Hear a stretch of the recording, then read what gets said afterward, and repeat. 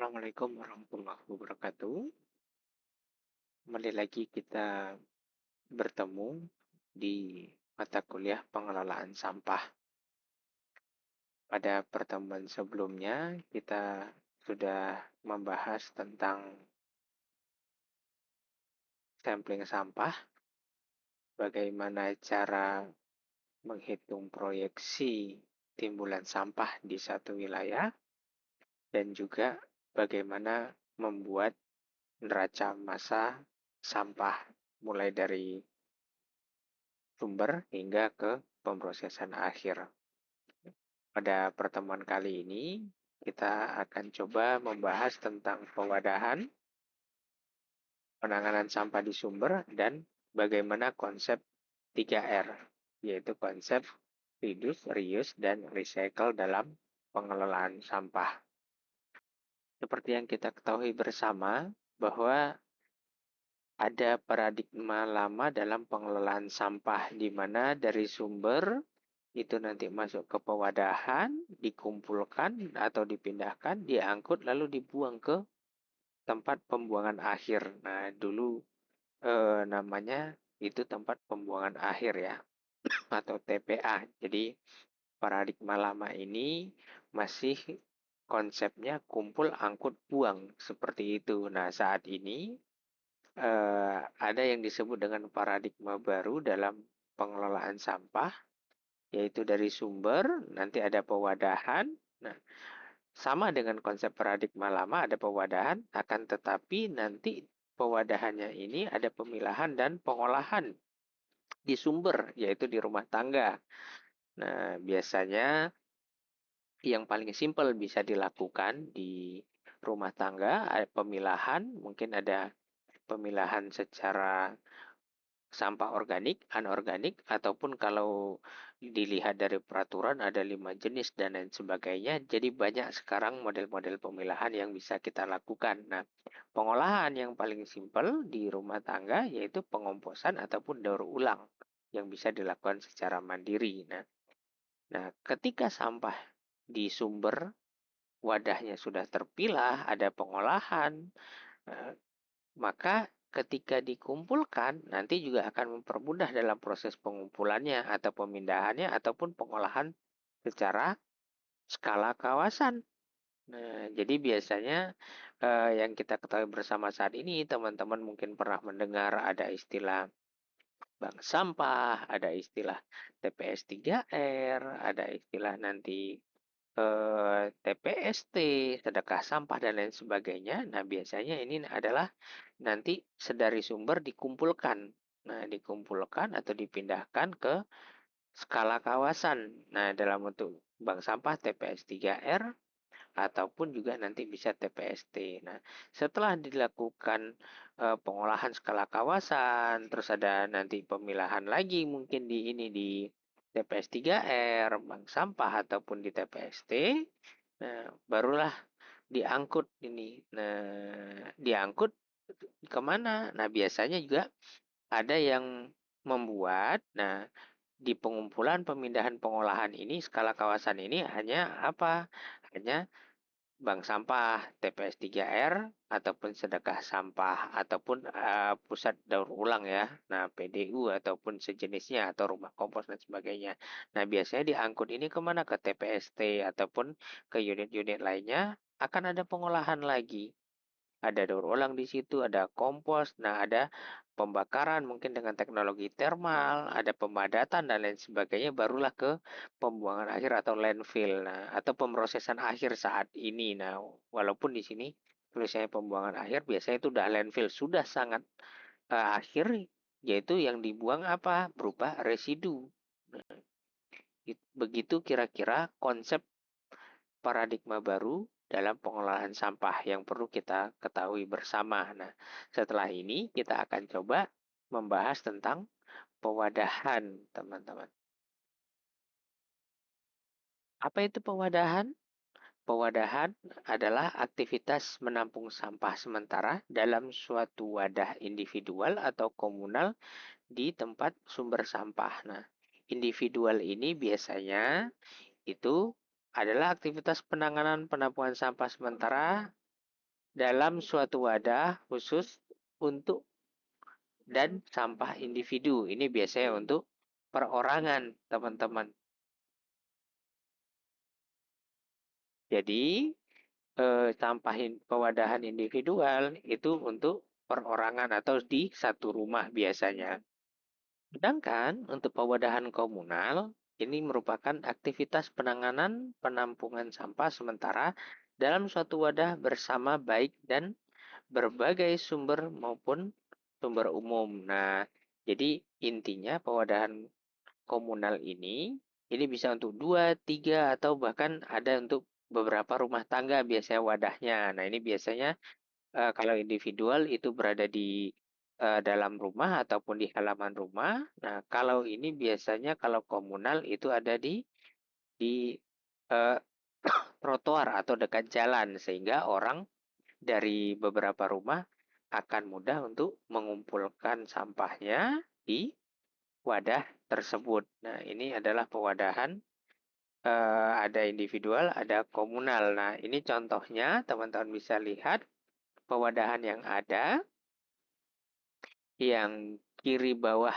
di monitor teman-teman ini adalah contoh yang pewadahan komunal, tapi kondisinya bisa dilihat kondisi existing lah pewadahan sampah seperti apa. Nah, sebetulnya konsep pewadahan yang diinginkan adalah seperti ini. Nah, teman-teman bisa melihat ini kondisi yang ada saat ini. Nah, di berbagai tempat lah di tempat kita ya, bukan hanya di kota Yogyakarta atau di DIY saja, hampir di seluruh tempat di Indonesia pewadahannya berbagai macam jenisnya dan juga kadang ada wadahnya dibuat. Nah, akan tetapi orang membuang sampahnya tidak di wadah tersebut ataupun kadang overload wadahnya. Sedangkan konsep pewadahan yang baik dan benar ataupun yang diinginkan lah ya, nah bisa dibilang seperti itu. Nah, ya terpilah dengan baik, tertata dengan rapi sehingga orang yang ada di sekitar lokasi tersebut juga nyaman dan merasa tidak terganggu dengan keberadaan pewadahan sampah ini. Nah, ini yang diinginkan.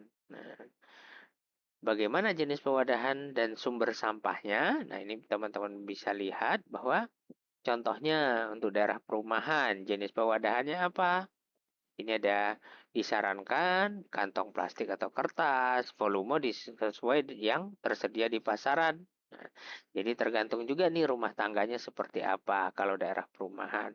Atau juga bak sampah permanen, ukurannya bervariasi, biasanya dari eh, pasangan biasanya beton. Nah, pasangan beton. Nah, atau bin plastik atau tong volumenya 40 sampai 60 liter dengan ada tutupnya khususnya pemukiman yang pernah dibina oleh dinas kebersihan. Biasanya kalau sudah ada dari dinas tertentu, nah sekarang dulu dinas kebersihan, sekarang dinas lingkungan hidup ya bisa bilang seperti itu. Nah, untuk pasar apa wadahnya? Nah, ada bin atau tong sampah volumenya 50 sampai 60 liter.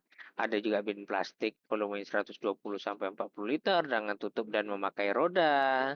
Ada juga dalam bentuk gerobak sampah volume 1 meter kubik biasanya. Ada juga untuk skala besar ada kontainer dari Amrol kapasitas 6 sampai 10 meter kubik ataupun bak sampah yang besar. Kalau untuk skala pasar yang besar biasanya mereka punya TPS tersendiri, biasanya seperti itu. Nah, untuk kawasan pertokoan, kalau untuk toko ya cukup kantong plastik biasanya, volume juga bervariasi. Ada bin plastik atau tong volume 50 sampai 60 liter atau juga bin plastik dengan volume 120 sampai 140 liter dengan roda, tergantung kebutuhan. Kalau untuk kawasan perkantoran ataupun hotel, biasanya kontainer 1 meter kubik yang ada rodanya, ataupun kontainer besar yang biasanya terbuat dari besi. Nah, dengan volume 6 sampai 10 meter kubik. Dan untuk tempat-tempat umum lainnya seperti jalan, taman, dan lain sebagainya, ya bisa bin plastik volumenya 50 sampai 60 liter yang dipasang secara permanen, kadang juga ada juga. Nah, dalam bentuk bis beton juga boleh. Ataupun juga bin plastik kapasitas 120 sampai 140 liter dengan roda sehingga mudah untuk dipindah-pindahkan. Biasanya seperti itu. Nah, ini jenis pewadahan dan sumber sampahnya. Nah, akan tetapi kembali lagi bahwa pewadahan ini menyesuaikan dari kebutuhan biasanya teman-teman. Yang penting wadah sampah ini biasanya diusahakan apa? Ya, tidak mudah dimasuk air, terutama kalau untuk pewadahan di luar ya air hujan dan juga hewan-hewan yang menjadi vektor penyakit. Jadi diusahakan wadah sampah itu tidak mudah dimasuki oleh eh, vektor penyakit dan juga tidak mudah masuk air, terutama untuk di luar ruangan kalau ada air hujan dan lain sebagainya. Nah, ini ada persyaratan wadahnya.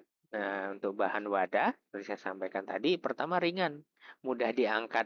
Nah, dulu memang orang banyak menggunakan bis beton. Nah, sekarang itu coba kurangi. Orang lebih banyak menggunakan apa biasanya? Yaitu plastik. Biasanya berbahan plastik yang tertutup. Nah, ini kan memiliki tutup dan higienis. Terus mudah dibersihkan. Nah, kalau bis beton biasanya kan susah dibersihkan itu. Nah, kalau plastik kan mudah ataupun drum banyak juga dibuat orang sekarang. Terus yang selanjutnya apa? Kedap air dan udara tidak rembes. Nah, ini juga untuk menjaga supaya sampah yang sudah dipilah dikumpulkan di suatu wadah itu tidak basah. Bentuk dan warna estetis ini juga biasanya orang akan nyaman ketika melihat wadah sampah ya juga ada warna tertentu dalam pemilahan dan lain sebagainya. Dan juga mudah diperoleh, harganya juga terjangkau tentunya ya. Nah, dan terakhir biasanya volume mampu menampung sampah sampai 3 hari dan 1 hari untuk sampah mudah terurai. Nah, biasanya kalau pemisahannya sampah organik dan anorganik, nah untuk yang organik ini wadahnya untuk 1 hari, anorganik biasanya untuk 3 hari. Karena yang organik ini sangat mudah membusuk, sehingga biasanya langsung diolah. Kalau bisa diolah di rumah menjadi kompos dan lain sebagainya. Nah, cukup banyak teknologi yang bisa kita lakukan, teknologi sederhana tentunya, untuk mengolah sampah organik ini. Nah, ini pola dan karakteristik pewadahan sampah. Pola pewadahannya ada individual dan komunal seperti yang saya sampaikan di awal tadi. Untuk pewadahan bisa individual di satu rumah tangga, komunal untuk beberapa rumah tangga, dan lain sebagainya biasanya. Nah, karakteristiknya yang pertama bentuk atau jenisnya. Untuk individual biasanya orang lebih senang kotak, silinder, kontainer, bin atau tong sampah. Semuanya tertutup dan atau kantong plastik bisa digunakan. Untuk komunal, biasanya kotak silinder, kontainer, bin, atau semua tertutup. Biasa, yang jelas harus tertutup ya, teman-teman ya.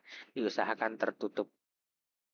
Sifatnya ringan, mudah dipindahkan, dan mudah dikosongkan untuk individual. Komunal juga sama. Bahannya kurang lebih juga sama, teman-teman. Nah, volumenya. Nah, kalau untuk pemukiman dan toko kecil untuk individual 10 sampai 40 liter. Nah, untuk komunal kalau di pinggir jalan dan taman biasanya juga di antara 30-40 liter. Untuk pemukiman dan pasar biasanya 100 sampai 1000 liter. Ya, 0,1 sampai 1 meter kubik lah. Nah, untuk individual pengadaan biasanya dilakukan oleh pribadi, bisa instansi juga atau pengelola. Kalau komunal biasa instansi atau pengelola, untuk perumahan biasanya ya, itu disediakan oleh pengelola. Jadi begitu untuk pola dan karakteristik pewadahan sampah yang disarankan. Nah, kembali lagi ya, kebutuhan kalian kalau seandainya membuat sistem pewadahan tergantung dengan kebutuhan dan standar yang ada. Ini contohnya pemilahan sampah menggunakan wadah dengan warna-warna tertentu. Nah, ada merah, hijau, kuning, biru, dan abu-abu, teman-teman. Nah, Untuk berwarna merah, ini biasanya khusus untuk sampah B3. Nah, sampah bahan berbahaya dan beracun. Di situ ada keterangan, bisa dilihat ada lampu neon, baterai, kaset, disket, kalaupun ada disket ya, dan lain sebagainya lah, bisa bilang seperti itu. Di mana sampah yang mengandung bahan berbahaya dan beracun serta limbah bahan berbahaya dan beracun untuk warna merah. Sedangkan untuk warna hijau ini sampah mudah terurai, yaitu sampah organik, biasa kita sebut seperti itu. Sisa makanan, tulang, duri, daun kering, daging, dan lain sebagainya yang jelas mudah terurai. Sedangkan yang warna kuning itu sampah yang dapat digunakan kembali, sampah guna ulang. Yaitu seperti botol kaca atau plastik, kaleng makanan, dan minuman. Selanjutnya, yang berwarna biru itu sampah yang dapat didaur ulang. Nah, sampah yang dapat didaur ulang biasanya ada kardus, karton makanan, dan minuman, dan lain sebagainya lah. Nah, ini lebih kepada biasanya yang berbahan kertas. Nah, baru yang warna abu-abu, sampah lainnya, yaitu sampah residu yang kira-kira tidak bisa dimanfaatkan kembali. Ini contoh ya teman-teman ya, bagaimana pewadahan yang dianjurkan. Kembali lagi bahwa pewadahan ini sesuai dengan kebutuhan. Ini contoh pewadahan di berbagai lokasi, bagaimana untuk mempermudah ya orang dalam membuang sampah, dibedakan wadahnya dengan ada warnanya. Biasanya satu tong sampah atau satu bin itu warna biru, terus ada satu lagi warna kuning, jadi ada 6 di sini. Nah, atau yang seperti ini untuk mempermudah juga, jadi lebih inilah ya, lebih informatif lah tong sampahnya, bisa bilang seperti itu, teman-teman. Nah, terkait pewadahan ini, ada beberapa cara yang bisa kita lakukan untuk penentuan ukuran pewadahan. Biasanya kalau untuk rumah tangga, untuk individual dan komunal juga sih sebetulnya. Nah, pertama tentu dari jumlah penghuni tiap rumah. Nanti dihasilkan volume sampahnya berapa. Dan juga jenis sampahnya apa yang akan kalian lakukan pemilahannya. Sehingga pemilahan berdasarkan wadahannya juga ditentukan. Jadi kalau umpamanya ada 3 jenis pemilahan, organik, anorganik, dan B3, berarti 3 wadahnya. Kalau yang 6 seperti tadi, ya 6 wadah yang disiapkan. Gitu. Nah, penempatannya di mana? Bisa depan rumah, di belakang, di dapur, dan lain sebagainya juga perlu ditentukan. Nah, dan sistem pelayanan, model individual atau komunal. Individual ya biasanya hanya untuk satu rumah tangga, komunal bisa lebih dari satu rumah tangga. Frekuensi pengambilan atau pengumpulan sampah juga perlu ditentukan. Umpamanya satu rumah itu untuk sampahnya organik itu kurang lebih 10 liter satu hari. Nah, diangkut per 2 hari. Berarti minimal wadah yang digunakan adalah 20 liter. Nah, dan juga cara pemindahan sampahnya manual atau mekanik. Ini nanti tergantung biasanya untuk komunal. Nah, kalau manual nanti seperti apa, mekanik juga seperti apa. Biasanya ada mesin yang digunakan. Ini contoh wadah dan penggunaan yang biasa digunakan dalam perencanaan-perencanaan. Nah, ada wadah kantong plastik, ada bin, 40 liter kapasitasnya. Jadi ada yang membedakan, ini ada cukup banyak bin. Nah, yang membedakan biasanya kapasitas, layanannya seperti apa, bisa dilihat. Kantong plastik 10-40 liter itu untuk 1 KK. Umur wadahnya 2-3 hari, keterangannya itu untuk individual. Nah, ada juga yang maksimal pengambilan 3 hari sekali, biasanya untuk bin 40 liter. Nah, dan usia wadahnya juga 2-3 tahun. Jadi bermacam-macam sebetulnya, tergantung ke kalian kalau nanti diminta merencanakan, itu pewadahannya seperti apa untuk satu wilayah tertentu, untuk wadah individual ataupun untuk komunal.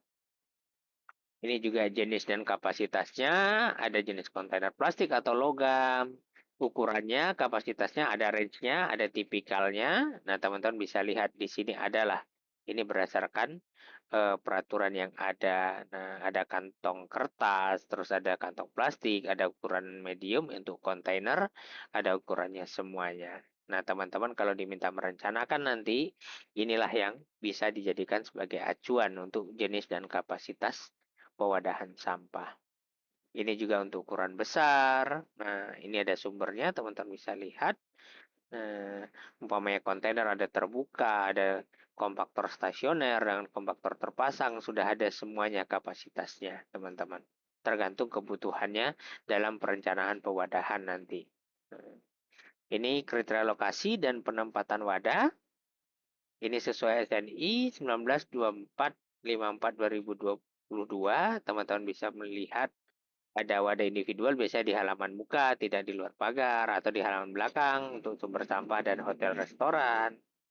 Ada wadah komunal itu ditempatkan di tidak mengambil lahan trotoar. Nah, dia ada kecuali kontainer pejalan kaki ya. Nah, terus tidak di pinggir jalan protokol. Sedangkan mungkin dengan sumber sampahnya biasanya ada tempat yang disepakati bersama biasanya. Nah, di trotoar ada juga tetapi tidak sampai mengganggu perjalan kaki biasanya seperti itu.